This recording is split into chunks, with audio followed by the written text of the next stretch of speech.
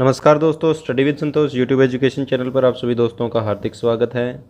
दोस्तों, इस वीडियो में जो हमने ये सीरीज़ स्टार्ट कर रखी है, जैसा कि आपको पता है कि आप सभी के एग्ज़ाम जो हैं नज़दीक आ चुके हैं। एचएसएससी ने घोषणा कर दी है कि वो बहुत जल्दी 50,000 जो भर्तियाँ हैं वो कंप्लीट करा देगा।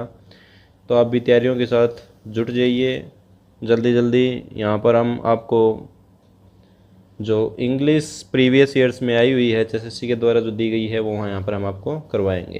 तो ये हरियाणा पुलिस कांस्टेबल भर्ती परीक्षा प्रश्न पत्र 30/12/2018 की जो दूसरी पाली में आया था उसका सॉल्यूशन मैं आपको यहाँ पर करवा रहा हूँ। वीडियो लेक्चर को स्टार्ट करते हैं। पहला ही क्वेश्चन है। सबसे पहले आपको क्वेश्चन ध्यान से पढ़ना है। Select the sentence which is grammatically wrong. वो सेंटेंस आपको सेलेक्ट करना है, यानी आंसर देना है जो कि ग्रामेटिकली रॉन्ग है, जिसमें ग्रामर का गलत प्रयोग हुआ है। 89 क्वेश्चन के अंदर है ये। पहला ही सेंटेंस है, he had gone to the pictures last night. तो ग्रामर में अगर गलती है तो उसके टेंस में गलती होने की संभावना होती है। तो सबसे पहले हम देखेंगे कि इसमें टेंस क्या यूज़ किया गया है। हैड गॉन, हैड प्लस का वर्ब की थर्ड फॉर्म यूज़ की गई है, मतलब पास्ट परफेक्ट इसके अंदर यूज़ किया गया है और साथ में लास्ट लिखा गया है। तो जैसा कि आप सभी बच्चों को पता है कि जहाँ पर भी लास्ट आ जाए वहाँ पर वर्ब की सेकंड फॉर्म का हम यूज़ करते हैं, यानी सिंपल पास्ट का यूज़ करते हैं। सिंपल पास्ट टेंस के क्या क्या कीवर्ड हैं रिवाइज कर लेते हैं। जिस भी सेंटेंस में लास्ट, यस्टरडे, एगो, लॉन्ग एगो, 3 आवर्स एगो, 5 hours ago, once upon a time, one day, या फिर जैसे कोई स्पेसिफिक ईयर आ जाए 90, 80, 90, 90, तो उसमें हम सिंपल पास्ट टेंस का यूज़ करते हैं। यहाँ पर भी हम सिंपल पास्ट टेंस का यूज़ हमने करना चाहिए। तो इसका मतलब सही सेंटेंस हमारा क्या होता है, he went to the pictures last night. वो पिछली रात को मूवी देखने गया। सिंपल पास्ट की घटना थी। हैड गॉन के बजाय वर्ब की सेकंड फॉर्म गो, वेंट, गॉन, यही तो होती है ना। तो वेंट यूज़ करनी चाहिए थी यहाँ पर। तो हमारा सेंटेंस का जो आंसर है क्वेश्चन नंबर 89 का वो हो जाएगा ए। बाकी सभी जो सेंटेंस हैं वो ग्रामेटिकली आपको करेक्ट मिलेंगे। चेक भी कर लेते हैं। The man complained that his bicycle had been stolen. दो यहाँ पर टेंस यूज़ किए गए हैं। एक तो वर्ब की second form complain, complaint, complain, ठीक है, और दूसरा है हैड बीन स्टोलन, यानी पास्ट परफेक्ट यूज़ किया गया है। तो एक में सिंपल पास्ट और दूसरे सेक्शन में पास्ट परफेक्ट यानी हैड बीन स्टोलन का यूज़ किया गया है। तो ये किया जा सकता है किस केस में, दो घटनाएं हुई हों पास्ट में।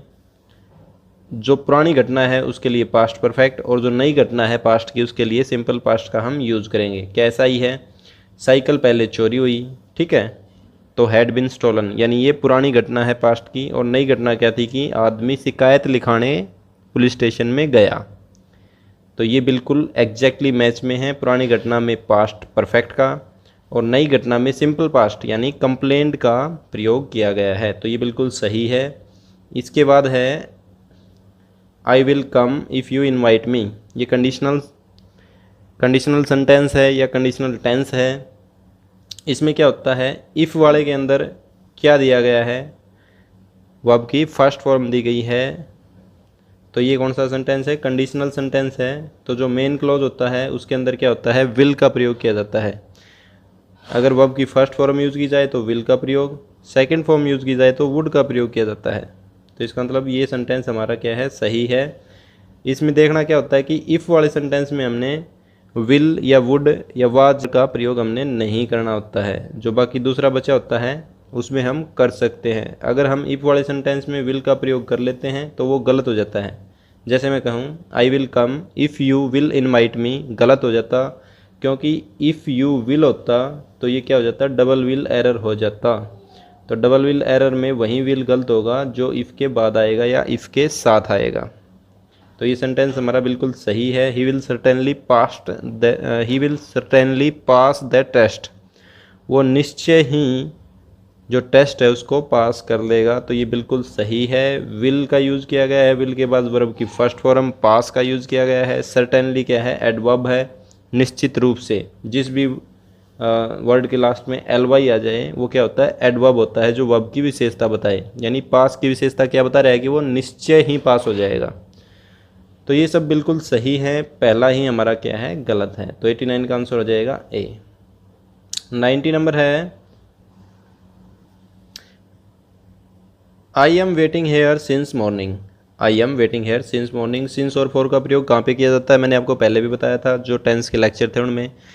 प्रेजेंट परफेक्ट टेंस में या प्रेजेंट परफेक्ट कॉन्टिन्यूस टेंस में इसका यूज़ किया जाता है। तो क्या देखते हैं हम, यहाँ पर प्रेजेंट परफेक्ट या प्रेजेंट परफेक्ट कॉन्टिन्यूस का प्रयोग किया गया है। आई एम वेटिंग लिखा है, प्रेजेंट कॉन्टिन्यूस टेंस है, ठीक है। तो इसका मतलब ये गलत है, पहला ही सेंटेंस हमारा ग्रामेटिकली रॉन्ग है, तो आंसर 90 का भी ए ही हो जाएगा।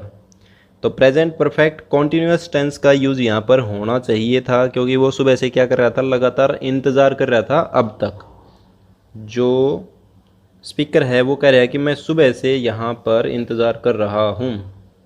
तो इसका मतलब पास्ट की कोई घटना जो पास्ट में स्टार्ट हुई प्रेजेंट तक आई है और अब भी कंटिन्यू है, तो उसके लिए हम प्रेजेंट परफेक्ट कॉन्टिन्यूस टेंस का यूज़ करते हैं। तो सही सेंटेंस होता I have been waiting here since morning, ये बिल्कुल सही रहता। इसके बाद जो बाकी 3 वर्ड सेंटेंस दिए गए हैं वो बिल्कुल सही हैं।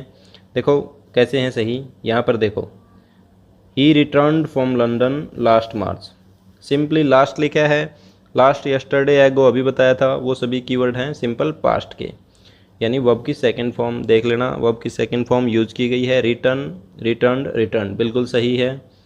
Take care that you are not cheat, ठीक है, ये चीट की बजाय चीटेड आएगा, ठीक है, ये अधूरा सेंटेंस है। Take care that you are not cheated, तो ये सेंटेंस भी बिल्कुल सही है, पैसिव फॉर्म दी गई है। चीटेड के साथ किसका प्रयोग किया गया है, आर का प्रयोग किया गया है पैसिव वॉइस में। वर्ब की थर्ड फॉर्म का यूज़ किया जाता है आर के साथ। अगर एक्टिव वॉइस में आपका सेंटेंस वर्ब की फर्स्ट फॉर्म में दिया गया है, ठीक है, तो एक्टिव वॉइस में जो वर्ब की फर्स्ट फॉर्म में दिया गया था उसको पैसिव बनाया गया है यहाँ पर। उसके बाद है I went to Mumbai recently, मैं हाल ही में मुंबई गया था। तो रिसेंटली वर्ड यूज़ किया गया है, मतलब ये पास्ट की घटना है, हाल ही में यानी 2-4 दिन पहले या 5-7 दिन पहले वो मुंबई गया था। तो ये जो घटना थी पास्ट में शुरू हुई और पास्ट में ही ख़त्म हो गई, तो इस घटना के लिए हम क्या कर सकते हैं, सिंपल पास्ट का यूज़ कर सकते हैं। तो उसने वही किया है, I went to Mumbai recently, जो बिल्कुल सही है। ये तीनों सेंटेंस सही हैं, ये आपका गलत है, तो ये आपका आंसर हो जाएगा 90 का ए। अब चलते हैं नेक्स्ट क्वेश्चन की तरफ। Filling the blanks with appropriate prepositions, दिए गए खालिस्तान को उचित प्रीपोजिशन के साथ फिल कीजिए, ठीक है। 91 क्वेश्चन है, you must be content, blank दिया गया है व्हाट यू हैव, ठीक है, तुम्हें सहमत होना चाहिए। कॉन्टेंट का मतलब क्या होता है, सहमत या संतुष्ट होना चाहिए, ठीक है, किसके साथ, व्हाट यू हैव, जो तुम्हारे पास है उसके साथ। प्रीपोजिशन जो हैं अपने से पहले आने वाले वर्ड के साथ देखी जाती है हमेशा मैक्सिमम केसेस में। यहाँ पर कंटेंट के साथ क्या प्रीपोजिशन आएगी वो हमने देखना है। तो कंटेंट के साथ हमेशा विद प्रीपोजिशन का प्रयोग किया जाता है, कंटेंट विद। तो आपका सही सेंटेंस रहेगा you must be content with what you have, जो तुम्हारे पास है उससे तुम्हें हमेशा ही संतुष्ट होना चाहिए। तो कुछ वर्ड हैं जैसे कंटेंट का मतलब सहमत होना, उसी प्रकार से एग्री के साथ भी विद का प्रयोग किया जाता है, डिसएग्री के साथ भी विद का प्रयोग किया जाता है। एग्री और डिसएग्री किसी के साथ कब होंगे, जब हम डिस्कस करेंगे, तो डिस्कस के साथ भी विद का प्रयोग किया जाता है। और डिस्कस मतलब आर्ग्यू है एक तरह की, तो आर्ग्यू के साथ भी विद का ही प्रयोग किया जाता है। और एक वर्ड है कोप, कोप, कोप के साथ भी विद का ही प्रयोग किया जाता है। आपके एग्जाम में कैसे दिया जाएगा, कोप अप विद, जो कि गलत रहेगा। कोप विद अकेला आएगा तो सही रहेगा, एग्जाम में दिया जाएगा कोप अप विद, जो कि गलत रहेगा। डायरेक्टली दिया जाएगा, आप ध्यान रखना, सीधे सीधे नंबर वाली बात बता रहा हूँ मैं आपको। कोप अप विद गलत है, कोप विद क्या है, सही है।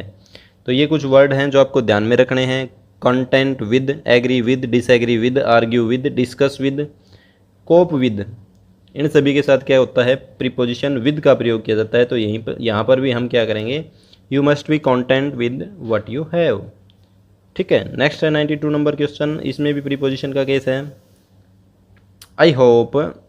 I hope to finish the work blank new year day, मुझे उम्मीद है कि मैं नए साल के दिन तक जो काम है उसको फिनिश कर लूँगा, समाप्त कर लूँगा, ठीक है।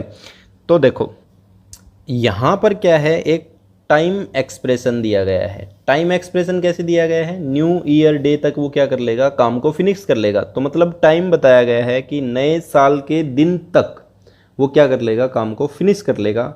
टाइम एक्सप्रेशन के अंदर जब ये कहा जाए कि किसी भी स्पेसिफिक टास्क को या एक्शन को उस समय तक वो कर लेगा, मतलब वो दिए गए समय तक कर लेगा, तो इसके लिए क्या करते हैं, हम बाई का प्रयोग करते हैं।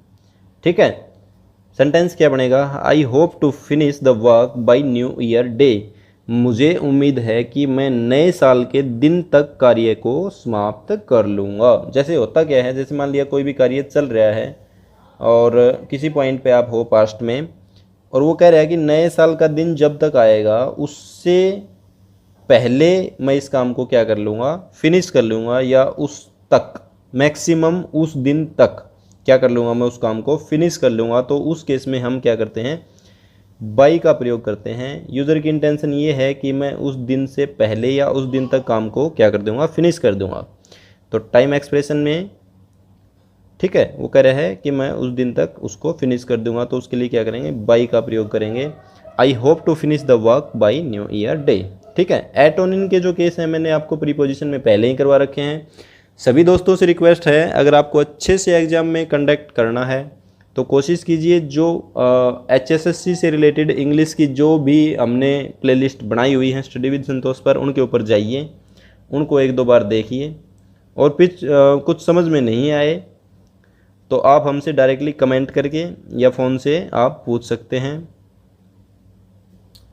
फ़ोन नंबर आप सभी बच्चों को पता ही है, 70-152-096-39। अगर आपकी कोई प्रॉब्लम है तो इस फ़ोन नंबर पर आप दीपक सांगवान सर के साथ पास व्हाट्सएप कर सकते हैं, या फिर आप हमें मेल भी कर सकते हैं studyvidsantosh@gmail.com। ठीक है, तो ये क्वेश्चन हमने कर लिया। इसके बाद आता है use correct question tags for the following sentences. दिए गए वाक्यों के लिए सही क्वेश्चन टैग का प्रयोग करें। क्वेश्चन टैग क्या होता है, जब हम किसी बात को कहते हैं किसी से और फिर हमें लगता है कि क्या वो बात उसने सुनी है, उस बात को कंफर्म करने के लिए हम क्या करते हैं, क्वेश्चन टैग का प्रयोग करते हैं। तो यहाँ पर जो लास्ट के दो क्वेश्चन हैं 93 और 94, दोनों ही क्वेश्चन टैग से दिए गए हैं। काफ़ी इंपॉर्टेंट टॉपिक बन जाता है, क्योंकि कई बार एक क्वेश्चन आ जाता है, दो भी आ जाते हैं, जैसे इस एग्जाम में आए हुए हैं। तो पहला ही क्वेश्चन है लेट्स गो आउट टुनाइट। तो आपको याद रखना है कि लेट्स गो, जहाँ भी लेट्स आ जाए, लेट्स का मतलब क्या होता है, लेट अस या फिर लेट अस आ जाए, दोनों ही बात कहूँगा मैं कि लेट आ जाए या लेट अस आ जाए, और उसके अंदर आपको कहे कि आप क्वेश्चन टैग लगाएं, तो आपको हमेशा याद रखना है कि क्वेश्चन टैग सिर्फ एक ही होगा, सेल वी। हमेशा क्या क्वेश्चन टैग होगा, सेल वी, और उसके बाद क्वेश्चन मार्क। तो सेंटेंस क्या बनेगा, let's go out tonight, comma shall we question mark. तो लेट्स आ जाए या लेट्स गो आ जाए, क्वेश्चन मार्क हमेशा क्या रहेगा, जो क्वेश्चन टैग आपका वो क्या रहेगा, सेल वी। माइंड में बिठा लीजिए, एक नंबर है, गलत बिठा लिया गलत हो गया, सही बिठा लिया सही नंबर है। ठीक है, नेक्स्ट है डोंट बी लेट, देरी मत करना। ठीक है, तो ये किस तरह का सेंटेंस है, ये एक इम्पेरेटिव सेंटेंस है। अब कई बच्चे तो इम्पेरेटिव के नाम से ही घबरा जाते हैं कि इम्पेरेटिव क्या होता है। देखो ज़्यादा कुछ नहीं होता है, इम्पेरेटिव का मतलब होता है आदेश या आज्ञा सूचक वाक्य, जिसके अंदर कोई आदेश दिया जाए, जैसे कमांड की जाए या कोई रिक्वेस्ट की जाए या कोई मनाही की जाए कि भाई नहीं करना है ये, तो वो सब सेंटेंस क्या कहलाते हैं, इम्पेरेटिव सेंटेंस कहलाते हैं। अच्छा, इम्पेरेटिव सेंटेंसेस के अंदर क्या होता है, सब्जेक्ट हिडन होता है मैक्सिमम, इसके अंदर सब्जेक्ट नहीं। देखो डोंट बी लेट, लेट मत होना, तुम लेट मत होना, लेकिन इसमें तुम नहीं लिखा है, तो इसके अंदर सेंटेंस के अंदर जो ऑब्जेक्ट हमेशा हिडन मिलेगा क्या, कि वर्ब की फर्स्ट फॉर्म मिलेगी प्लस का ऑब्जेक्ट मिलेगा, ये चीज़ मिलेंगी आपको। चलो, मेन बात ये है कि क्वेश्चन टैग क्या आएगा, जब भी कोई इम्पेरेटिव सेंटेंस आ जाए जिसके अंदर आज्ञा आदेश या कोई फॉरबिडेंस की गई हो, तो उसके अंदर हमेशा जो रहेगा आपका विल यू क्या रहेगा आपका, क्वेश्चन टैग रहेगा, चाहे वो किसी भी तरह का इम्पेरेटिव सेंटेंस हो, चाहे पॉजिटिव हो चाहे नेगेटिव हो।